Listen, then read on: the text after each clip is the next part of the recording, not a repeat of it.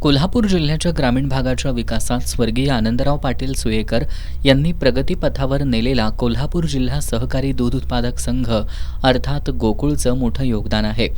त्यामुळेच कोल्हापूर ही जिल्ह्यातील एक अग्रगण्य संस्था म्हणून ओळखली जाते.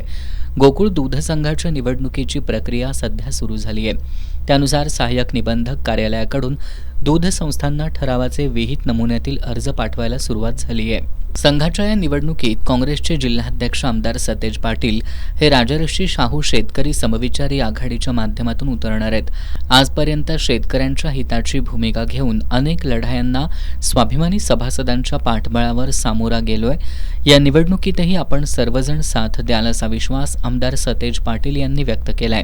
गेल्या 5 वर्षात गोकुळच्या माध्यमातून 5.5 लाख शेतकऱ्यांना न्याय देण्याची भूमिका मी घेतली. गोकुळ दूध संघाची सत्ता एका विचारानं काम करणाऱ्या चांगल्या लोकांच्या हाती असणं आवश्यक आहे. या निवडणुकीकडे पक्षीय भूमिकेतून न पाहता लाखो दूध उत्पादक शेतकऱ्यांच्या हिताची व्यवस्था टिकली पाहिजे अशा पद्धतीनं पाहणं आवश्यक आहे. अशी व्यापक भूमिका असणाऱ्या सभासदाच्या नावानं ठराव करावा असं आवाहन आमदार सतेज पाटील यांनी संस्थांना केलंय.